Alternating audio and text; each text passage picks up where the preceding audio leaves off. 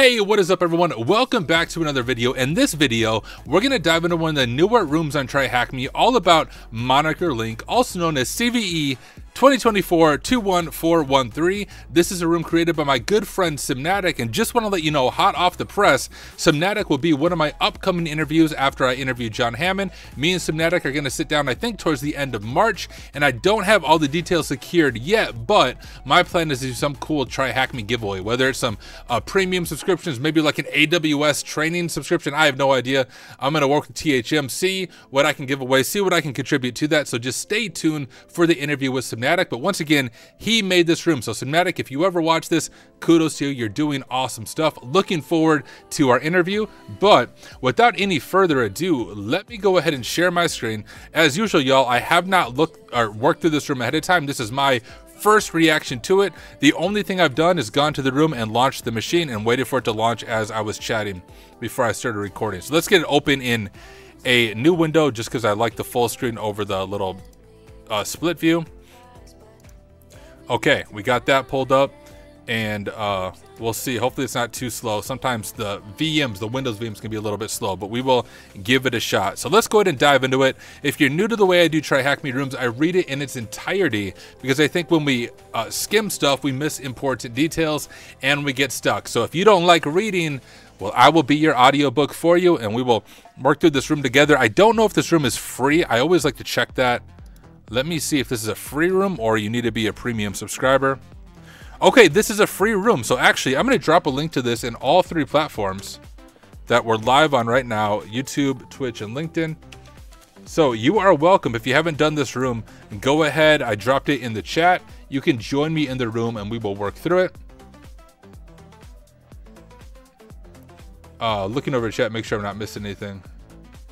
Okay, Frostbite just asked a question. So Frostbite, I'll answer your question real quick before we dive in.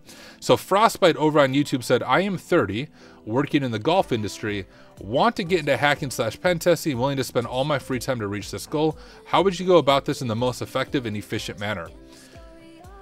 Most effective and efficient are almost two different things. I mean, to break into the industry, unfortunately, it's the OSCP. And I say unfortunately because honestly, I'm not a big fan of OffSec. If you've been following me for any length of time, you know that. But if your goal is to become a pen tester, the best cert that you can get to get past that HR screening is to get the OSCP. Once you get that, a lot of doors will open up for you. But if you're just getting into it, I would say it's going to take you anywhere from 9 months to a year of active studying, not just the Pen 200, but Hack the Box and TryHackMe, before you're going to be able to pass the OSCP. If you're not part of the Work Smarter Discord, you should join. We have OSP study group there, as well as some weekly goal meetings. So if anyone in YouTube chat can drop that Discord link for Frostbite, if he's not in that group, but that would be my initial advice for you.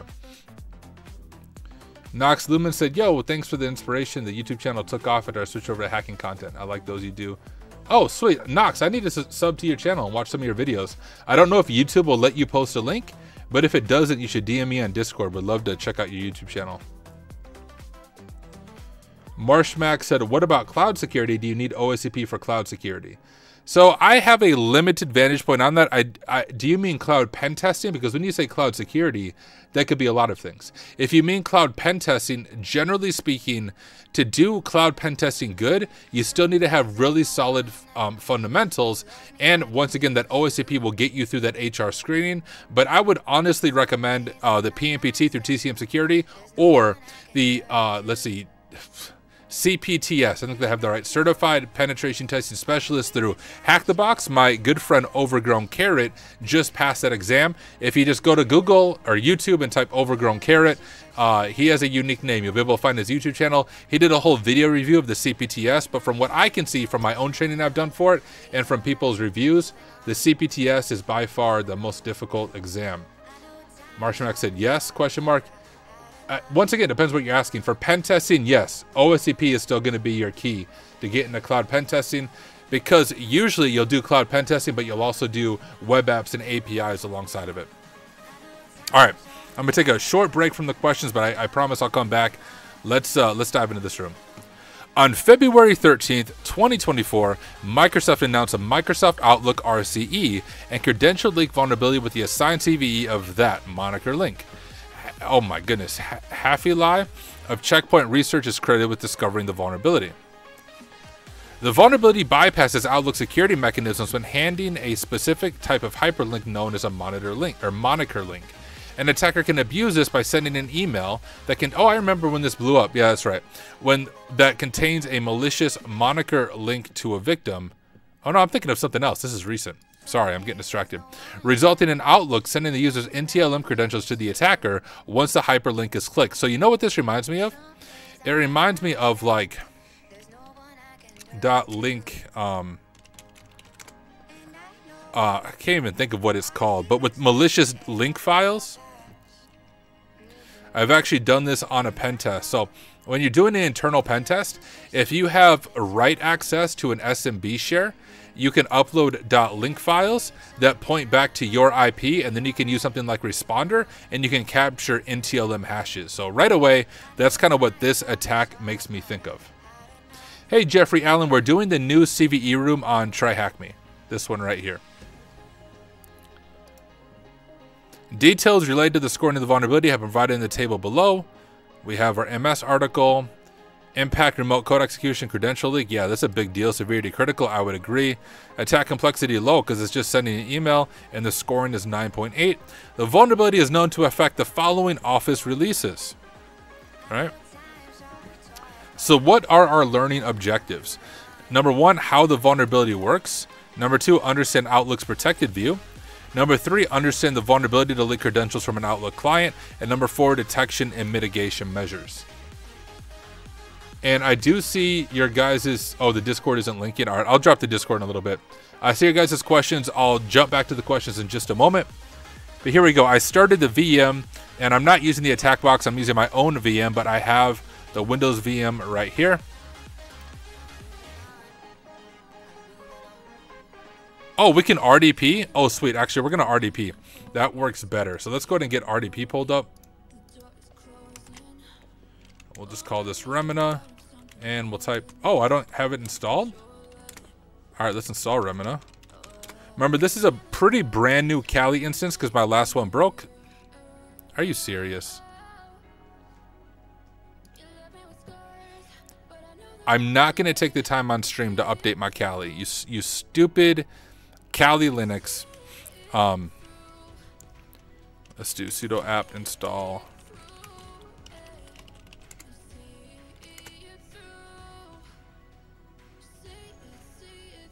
Nope. Well, all right, we're not going to do Remina. Instead, what we're going to do is we will do sudo apt update y.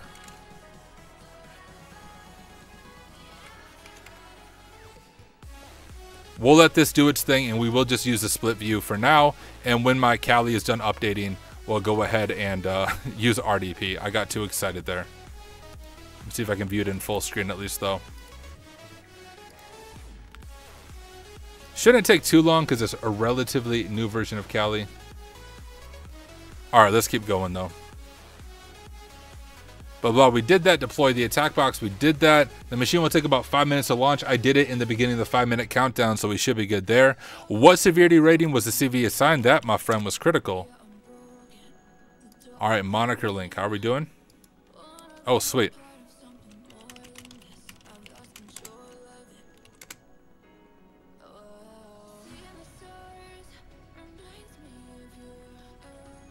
I hope that's all it was. That's a fast update. Sometimes when you wait too long to do that, it'll take like freaking hours. There we go. Sweet. All right, let's go ahead and kill this now anyways. I know I'm totally backtracking, but I want to do RDP instead of the split view just because it works a little bit smoother in my experience.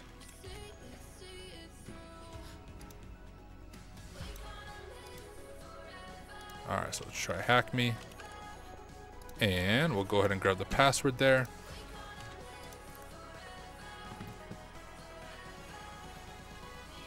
And we are in. Hey, for those of you who might be new to Remina, for the longest time, I couldn't figure out how to make this bigger. There's this cool button right here that toggles dynamic resolution update to give it to us in full screen. And now it looks a lot better than what it does in the other one. All right, here we go. Let me look over at questions. I should have answered some questions real quick. Frostbite said the CEO of NVIDIA says there's no need to learn computer science or programming because of AI. What are your thoughts on this? My thoughts are he doesn't know what he's talking about. What was the new Kali update for today? I don't know. It's just regular updates. I just don't ever update my Kali instance until it breaks. Oh, Kevin, so it doesn't... I wonder if that's the issue, Justin. Maybe I made some updates to the Work Smarter Discord to stop the crypto bros from spamming our server. Maybe I broke from other people having invite rights. So if I broke that, please blame Justin Gold. Anything that I break, blame him. But that might be the issue. So I'll find it later. It's all good. All right. Let's go. Outlook can render emails as HTML. You may notice this being used by your favorite newsletters. Additionally, Outlook can parse hyperlinks such as HTTP and HTTPS. However, it can also open URLs specifying applications known as Moniker links. Normally, Outlook will prompt a security warning when external applications are triggered, right? This pop-up is a result of Outlook's protected view. Protected view opens emails containing attachments, hyperlinks, and similar content in read-only mode, blocking things such as macros, especially from outside an organization, which makes sense. By using the file moniker link in our hyperlink, we can instruct Outlook to attempt to access a file, such as a file on a network share. So that's what I was thinking of, like the .link attacks in a network share. That's kind of what this is like. The SMB protocol is used. So I was spot on when I said this reminds me of that attack. That actually does seem to be what's going on here, which involves using local credentials for authentication. However, Outlook's protective view catches, and it blocks this attempt. Got it. The vulnerability here exists by modifying our hyperlink to include an exclamation mark special character and some text in our moniker link, which results in bypassing Outlook's protected view. For example, what an easy thing to even do. We as attackers can provide a moniker link of this nature for the attack. Note, the share does not need to exist on the remote device, as an authentication attempt will be attempted regardless, leading to the victim's NTLM-v2 hash being sent to the attacker. So I wonder if we just use responder. Remote code execution is possible because moniker links uses the component object model or COM on Windows. However, explaining this is currently out of scope for this room, as there is no publicly released proof of concept for achieving RCE via the specific CVE.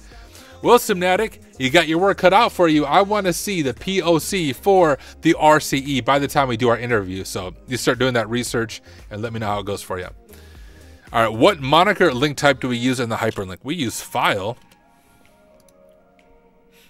What is a special character? That. All right, exploitation. For this attack, we will email our victim a moniker link similar to the one provided in the previous task. The objective, as the attacker, is to craft an email to the victim with the moniker link that bypasses Outlook's protected view, where the victim's client will attempt to load a file from our attacking machine, resulting in the victim's NTLM-v2 hash being captured. But first, let's run through a POC I've created, which is also available on GitHub. So, Simnatic, what up?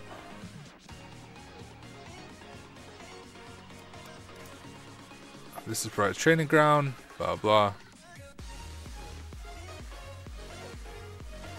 I will not be accepting PRs. We should open a pull request right now just to mess with him. The victim runs a mail server at the following inboxes. The password for the mailboxes are the same. You need to edit your host file to have the machine, so we'll probably have to do that. And responder, okay. So I was spot on how this actually works. It's very similar to those .link attacks.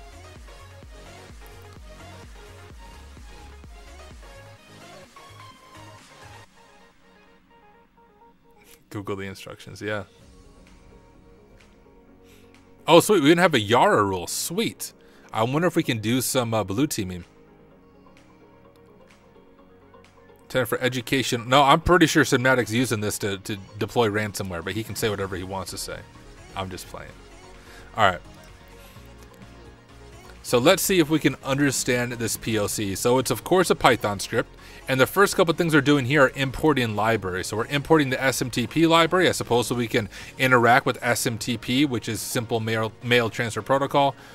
And then from these libraries, we're importing specific things. So MIME text, multi-part, and format address. It all makes sense. And now we're setting a few variables. So we're setting our sender email. That's going to be us, the attacker. Our receiver email is going to be Justin Gold, right? Because he broke the Discord server. Our password is enter your attacker email password. That's just so it can authenticate. And now it's just the boilerplate HTML essentially. So we already know what's going on here. We have that file moniker, our attack machine. That's going to be our attack machine's IP. And remember, here's the bypass to bypass protected view, and then click me. Now you could change that to invoice, whatever it is, to make it more realistic. But when the victim clicks that, we're going to get their NTLM hash sent to our responder server. And now we have a message. Of course, we can modify this. This is the subject, who it's from, who it's to. Now, what's this? Convert the HTML string into bytes and attach it to the message object, or else it will break if you don't convert it to bytes. All right, that all makes sense. Our mail server is on port 25, standard port, but of course not TLS. That's in clear text, but even makes that note here that TLS is not enabled. We have a try except, so go ahead and try to send it. Unless there's an error, then just exit out. And then try to send the email, right? From the sender mail, we're sent to the receiver email and our message as string. And it will tell us that the email delivered. Otherwise, it will error out and give us the error for troubleshooting and then finally quit out. So let's see if I understood that right. The PLC takes an attacker and victim email. Normally need to use your own SMTP server that's already been provided for you in the room. Requires a password to authenticate. For this room, the password for the attacker is attacker. Same password I use for my bank account. It contains the email content, which contains our moniker link as an HTML hyperlink. Then fill in the subject from and to fields in the email. Finally, it sends the email to the mail server. So let's use Responder to create an SMB listener on our attacking machine. For the THM attack box, the interface would be ENS5. The interface name will differ if you're using your own device. If you'd like some homework, an in-packet server can also be used. All right, so let me show you. If you're following along yourself and might be new to this, let me just name this terminal. And if we go to like IPA, we can see our different network interfaces. So when you do Responder, you want to select the network interface that you are listening on. For us, this is our TryHackMe VPN. So if we go back over to the syntax here, it's Responder. Capital I just means interface. So what interface do I want you to listen on? Or if you're doing your own VM, whatever interface corresponds to your TryHackMe IP, that's the one you want to listen on. It's probably going to be ton 0. So we'll do Responder-I ton 0. And yep, it does have to be run as root. And we'll just call it Responder. And there we go. Let's open the vulnerable machine by pressing that pane in the split screen view. Open Outlook. Okay, let's go ahead and do that here.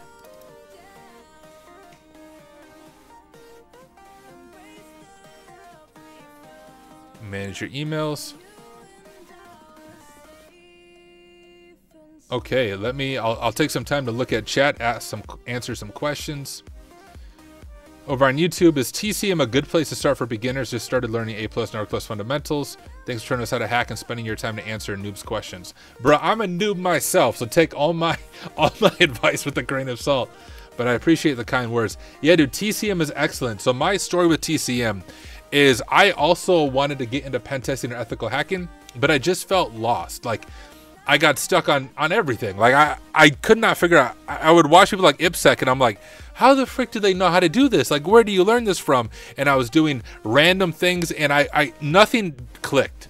The changing point for me is when I went through the full practical ethical hacker course by Heath on TCM security. And that's when everything began to click for me and pieces started falling into place. So that really was a life-changing course for me. So highly recommend it. Yeah, Nox Lumen's talking as well. I agree. They are awesome. Kevin said, I can't believe I'm following along.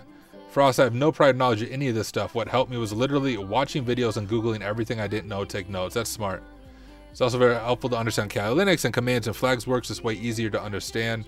And hey, like, not to promote myself, but I'm live on stream pretty often. This week has been a little bit less because it's actually been nice out. So I've been going on walks on a like Sunday night or Saturday night. I just got my kids to bed, went in my backyard and had my own campfire, read a book. So like, it's been really nice out. Now it's cold again, but when it was nice out, I was spending time away from my computer like touching grass and all that good stuff. But I am on stream pretty often Wednesday nights for sure. And I try to do my best to take it slow and explain what I am doing, as well as you can see, I answer questions as I go. So set a reminder, join me for live streams as I'm doing stuff, anything that might be confusing to you. Even if it feels like a dumb question, remember, no question is a dumb question. Ask your question and I'll do my best to answer it. I do play VR outside, Justin. I have done that before. But yo, it's cold here. Like, I think it's like 2 degrees today. But this is the crazy thing where I live, y'all. Was it Monday? Monday, it was 70 degrees. Okay. Tuesday, it was -9 is what it felt like. That's a 1-day difference. Absolutely insane. Like that temperature change, that temperature whiplash. But okay. Let's go back to this. So we have Outlook open. Click I don't want to sign in or create an account. Elon Musk doesn't know how to do that, but we'll do it. I do live near you, Frostbite. I'm over in South Dakota, my friend. Open Outlook by clicking Outlook. When Outlook is open, click I don't want to sign in, blah, blah. Dismiss a second pop-up. Yep. You may need to drag the window to the left, blah, blah. I already did that. We're good. When completed, you'll see the Outlook interface. For this room, the victim's mailbox has already been set up in Outlook for you. All right. Return to your attack box. We will copy and paste the POC above into the attack box.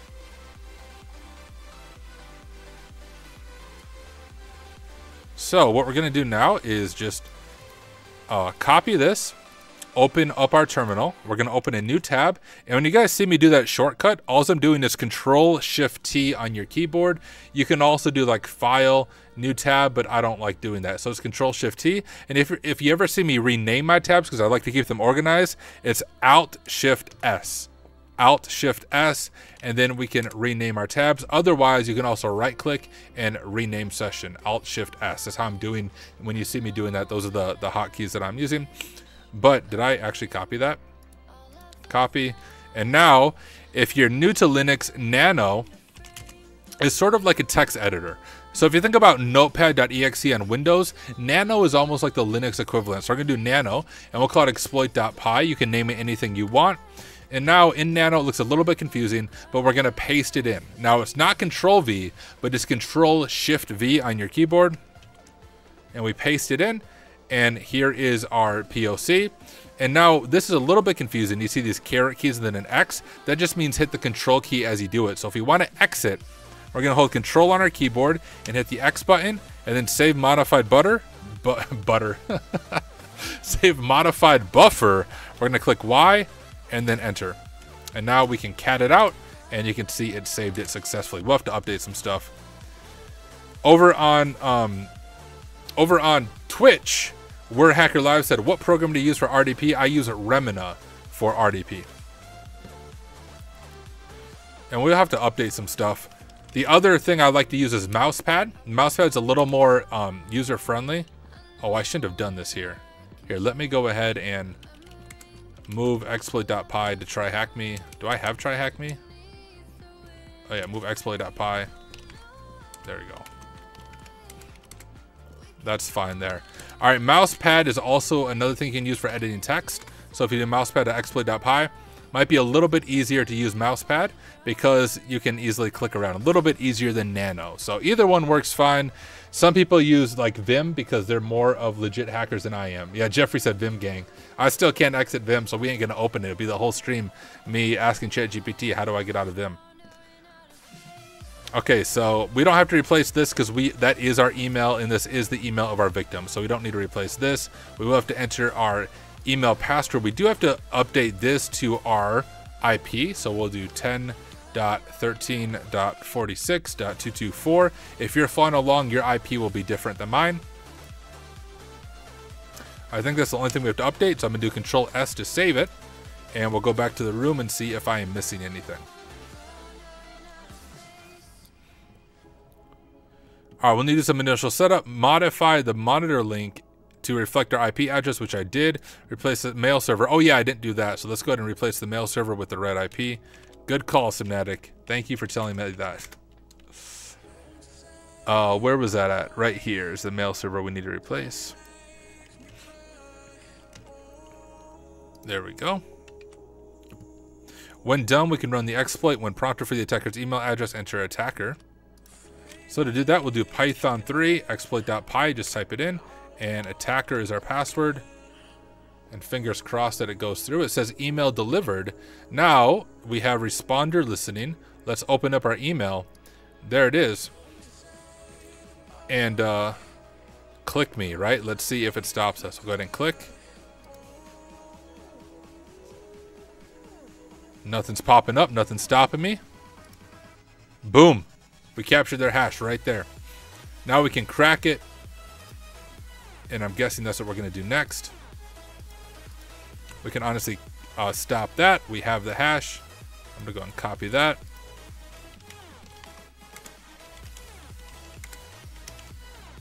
There's the hash. That is pretty dang cool, for real. When done, we can run the exploit when prompted, blah, blah. The Python script will print email delivered, and then I did all that. Now, there's things like, especially if you're new to this, it's always helpful to modify some of the script and just understand what it's like to modify. If you are studying for the OSCP, often you have to modify a script, not big modifications, but some basic things that you need to modify. So we could change this to like, right, we could modify that. The subject is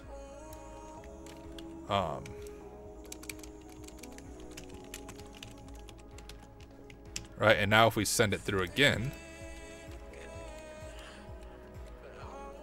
oh,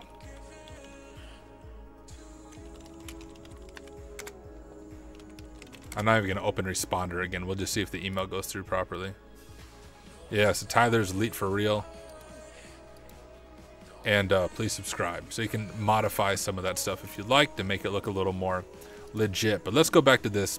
What is the name of the application that we use on the attack box to capture the user's hash? That is responder. What type of hash is captured once the hyperlink has been selected? It's NTLM v2, I'm guessing. Although that doesn't really fit.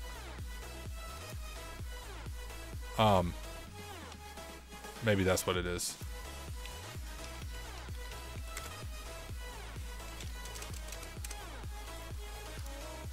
Am I dumb?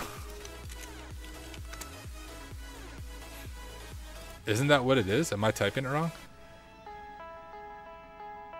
Or does it mean SMBs? Server message block? No. Let me just boot up responder again.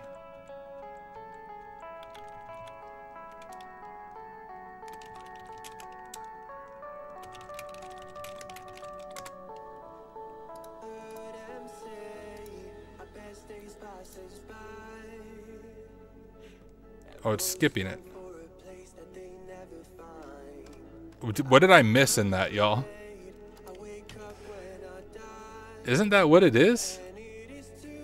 NTLM v2 SSP.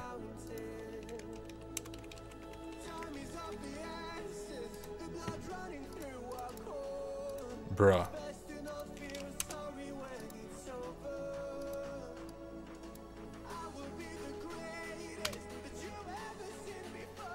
Oh, net NTLM v2. I'm silly. Technically the same thing. Alright, detection. Yara. A Yara rule has been created by Florian Roth to detect emails containing the file element in the Moniker link. So if you're new to Yara rules, if you go through the SOC 2 path on Try Hack Me, it does a really good job explaining this. But first we're gonna define the rule, which you can see here. This could be really anything you put in there, but they're describing what it is. And then the meta is just like descriptions and author, right? So detects emails that contain signs of method to exploit that. We have the author, we have the reference, we have the date when it was modified, score, and then the strings that we're looking for, and then some crazy regex that we're doing. Actually, this regex makes sense if you look at it. And then what this is doing is it's looking for the file moniker, and it doesn't matter what it ends with. So it's trying to get all the extensions right here. So if it has any of those extensions or endings but begins with file, then it should catch it with the condition of the file size being less than 1,000 kilobytes. All right, Wireshark conditioning the SMB request on the victim of the client can be seen in a packet capture with a truncated net NTLM v2 hash. So you can see with Wireshark as well. So if you were setting up alerting, you'd be able to convert that over. Click me to proceed. All right, let's do it. Do we have the Yara rules and stuff? No, I suppose not. We just have our Windows machine. All right, Microsoft has included patches to resolve this vulnerability in February's Patch Tuesday. You can see a list of KB articles by Office build here. Update Office to Windows Update or the Microsoft Update catalog is strongly recommended. Additionally, in the meantime, it's a timely reminder to practice general, safe cybersecurity practices. For example, reminding users to do not click random links, right? How does Jerry say it on Simply Cyber, right? Don't be a Carl, I think is what it is. Preview links before clicking them, and forward sus emails to the respective department responsible for cybersecurity. Since this vulnerability bypasses Outlook's protected view, there is no way to reconfigure Outlook to prevent this attack. Additionally, preventing the SMB protocol entirely may do more harm than good, especially as it is essential for accessing network shares. However, you may be able to block this at the firewall level depending on the org. And we're almost done. Congrats, that was fun. Hey, thank you, Subnetic, and congrats to you for making a good room, really fun room. As we know, Outlook is an extremely popular email client, just a little bit. The CVE is known to affect a large portion of the Office suite, and given its extremely low attack complexity, it is quite a spicy one. Remember, it is essential to update Outlook through Windows Update, the Microsoft Update catalog as soon as possible, as there is no way to prevent Outlook's protected view from being bypassed. Hope you enjoyed the room. Mischief managed, and it was broken for a second. Congratulations, I have completed the room. Share it with my friends. You are my friends. I am sharing it with you. If you are watching this video on YouTube, this is the end of the video. But thank you for watching, and hey, hope to see you come back in the next one.